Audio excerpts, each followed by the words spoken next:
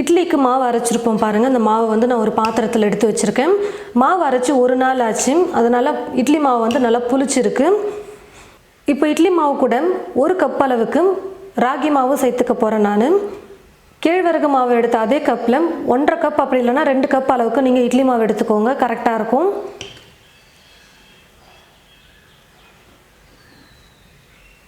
நான் இன்னும் இட்லி மாவில் உப்பு, சோடா உப்பு எதுவுமே நான் இன்னும் சேர்க்கலை. இப்போது 1/4 ஸ்பூன் அளவுக்கு சோடா உப்பு சேர்த்துக்கிறேன். உப்பு தேவையான அளவுக்கு சேர்த்துக்கிறேன். தண்ணி கொஞ்சமாக சேர்த்துட்டு கரைச்சிக்கலாம்.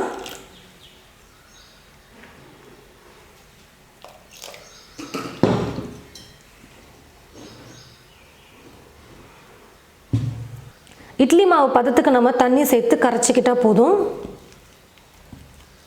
கேழ்வரகு மாவு சேர்த்ததுக்கப்புறமா நீங்கள் தண்ணி ஊற்றி கையில் கரைச்சிங்கன்னா இட்லி வந்து ரொம்ப சாஃப்டாக வரும். ஒரு சிலர் வந்து கையில் வந்து கரைக்கிறது காட்ட வேணாம் அப்படின்னு சொல்கிறாங்க. சேர்த்துட்டு பாருங்கள் ஃப்ரெண்ட்ஸ், நான் வந்து கேழ்வரகு மாவை சேர்த்துட்டு கையில் நல்லா கரைச்சி வச்சுக்கிட்ட மாவை இட்லி மாவு பதத்துக்கு நீங்கள் கரைச்சி வச்சுக்கோங்க கரெக்டாக. நிறைய பேர் வந்து மாவை வந்து முன்னாடியே ஆட்டி வச்சுருப்பாங்க. இப்போ எப்படி ராகி மாவு போட்டு செய்யறதுன்னு பார்த்தீங்கன்னா இந்த மாதிரி நீங்கள் செய்யலாம். ஒருவேளை இந்த வீடியோ பார்த்துட்ருக்கும் போதே இட்லிக்கு மாவு அரைச்சிட்ருக்கலாம் நீங்கள்.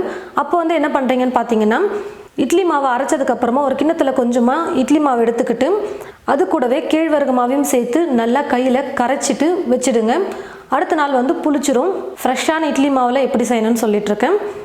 நைட்டு அரைச்ச ஃப்ரெஷ்ஷான இட்லி மாவில் ராகி மாவை கலந்துட்டு நீங்கள் வச்சுட்டிங்கன்னா அடுத்த நாள் காலையில் வந்து மாவு புளிச்சிரும். அப்போ நீங்கள் இட்லி ஊற்றிக்கலாம். ஒரு வேளை ஏற்கனவே அரைச்சி வச்ச மாவு இருக்குது, அதாவது புளிச்ச மாவு தான் இருக்குது அப்படின்னா நீங்கள் இது மாதிரி புளிச்ச இட்லி மாவு கூட கேழ்வரகு மாவை சேர்த்து நீங்கள் மிக்ஸ் பண்ணிவிட்டு ஒரு 1/2 மணி நேரம் விட்டுருங்க. 1/2 மணி நேரத்துக்கு அப்புறமா நம்ம இட்லி ஊற்றிக்கலாம். ரொம்ப முக்கியமான விஷயம் என்னென்னு பார்த்தீங்கன்னா, ஃப்ரிட்ஜில் இருந்து இப்போ தான் மாவு எடுத்து வச்சுருக்கேன் அப்படின்னா குறைஞ்சது 1 மணி நேரமாவது நல்லா கூலிங் போனதுக்கப்புறம் தான் நம்ம இட்லி ஊற்றணும். நீங்கள் ஃப்ரிட்ஜிலேருந்து எடுத்ததுமே மாவில் கேழ்வரகு மாவு போட்டு மிக்ஸ் பண்ணி வச்சுருங்க. 1 மணி நேரம் கழித்து கூட நீங்கள் இட்லி ஊற்றிக்கலாம். இப்போ நான் இந்த மாவை 1/2 மணி நேரம் அப்படியே விட்டுடுறேன். அதுக்கப்புறமா இட்லி ஊற்றிக்கலாம்.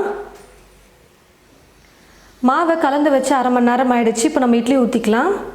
இட்லி தட்டில் எண்ணெய் அப்படி இல்லைன்னா நீங்கள் துணி போட்டு கூட செய்யலாம். இப்போ நான் இட்லி தட்டில் எண்ணெய் தடவிட்டு தான் செய்ய போகிறேன்.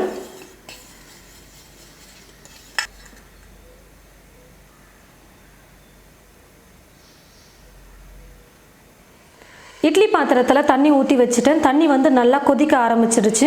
இப்போ வந்து நம்ம இட்லி தட்டை எடுத்து உள்ளே வச்சுக்கலாம். எப்போவுமே இட்லி செய்யும்பொழுது இட்லி பாத்திரத்தில் வந்து தண்ணி நல்லா கொதிக்க ஆரம்பித்ததுக்கு அப்புறமா தான் நம்ம இட்லி தட்டை எடுத்து வைக்கணும். அப்போ தான் நல்லா எழும்பி வரும். மூடி போட்டு மூடி 10லேருந்து 15 நிமிஷம் நான் குக் பண்ணிக்கிறேன். இட்லி வெந்துடும். பாருங்கள் ஃப்ரெண்ட்ஸ், இட்லி வந்து நல்லா வந்துருச்சு.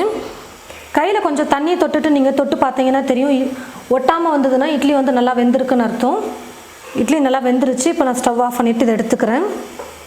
இட்லி தட்டை எடுத்து கீழே வச்சுட்டு ஒரு 2 நிமிஷம் விட்டுருங்க. கொஞ்சம் சூடு ஆறுச்சுன்னா நல்லா ஈஸியாக வரும் எடுக்கிறதுக்கு.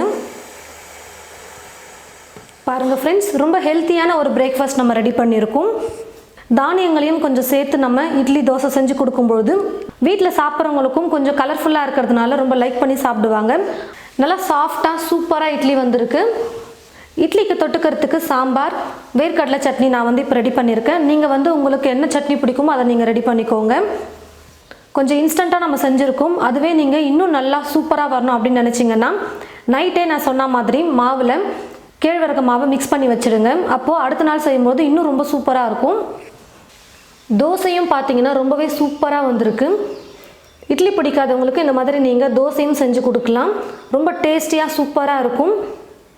இது போல் நீங்களும் உங்களுடைய வீட்டில் இனி எப்போல்லாம் முடியுமோ அப்போல்லாம் உங்களுடைய உணவில் வந்து கொஞ்சம் ஹெல்த்தியான ஃபுட்ஸ்லாம் சேர்த்துக்கோங்க. இந்த ரெசிபியை நீங்கள் உங்களுடைய வீட்டில் ட்ரை பண்ணி பார்த்துட்டு எப்படி இருக்குன்னு மறக்காமல் கமெண்ட் பாக்ஸில் வந்து கமெண்ட் பண்ணுங்கள். இந்த வீடியோ மற்றவங்களுக்கும் ஷேர் பண்ணுங்கள். இது போல் நிறைய ரெசிபிஸ் பார்க்க என் சமையல் என் சுவை சேனலை மறக்காமல் சப்ஸ்கிரைப் பண்ணிக்கோங்க.